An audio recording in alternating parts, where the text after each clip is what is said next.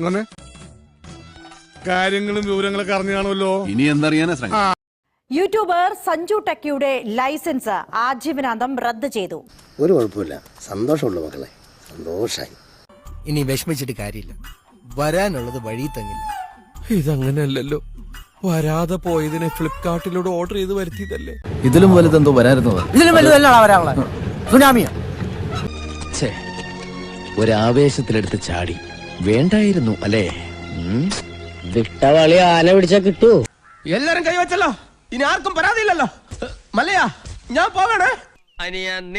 ഈ കിട്ടിയതൊന്നുമല്ല, ശരിക്കുള്ളത് കിട്ടാൻ പോണേ ഉള്ളു. ഈ പയ്യനെ ഇതുവരെ യൂട്യൂബിൽ നിർത്തിയ പണം എൻഫോഴ്സ്മെന്റ് കൊണ്ട് പിടിച്ചിരിക്കുന്നു. ഈശ്വര, ഓരോന്നോരോന്നെ പുറത്തേക്ക് വന്നോണ്ടിരിക്കുകയാണല്ലോ. എന്റെ ലൈസൻസ് അല്ലേ പോയുള്ളൂ. അത് പോയപ്പോൾ എനിക്കൊരു 10,000 പേരെ റീച്ച് കിട്ടിയിരുന്നു. അങ്ങനെയല്ല, എന്തോ കുത്തി പറയുന്ന പോലെ എനിക്ക് ഫീൽ ചെയ്യുന്നുണ്ട് കേട്ടോ. കുത്തിയില്ലല്ലോ, കുത്താൻ പോണല്ലേ ഉള്ളൂ. ഈ റീച്ച് ഇവിടെ അവസാനിക്കും. അയ്യോ, അങ്ങനെ പറഞ്ഞൂടാ. Motor vehicle department enforcement directorate അറിയിക്കും.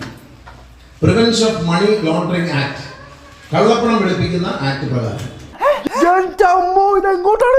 നിയമലംഘനം നടത്തി ആ നിയമലംഘനം പ്രദർശിപ്പിച്ചു അതിലൂടെ പണം ഉണ്ടാക്കിയാൽ ആ പണം പിടിച്ചെടുക്കാൻ ഗവൺമെന്റിന് അധികാരമുണ്ട് എന്നാണ്.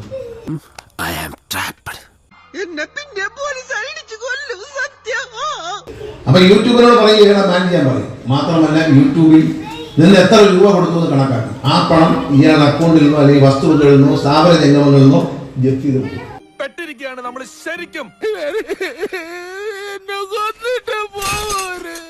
എനിക്കിത് എന്തിന്റെ കേടായിരുന്നു. ഇനി ഒരു തിരിച്ചു വരവുണ്ടാവില്ല ശശി. ബൈ.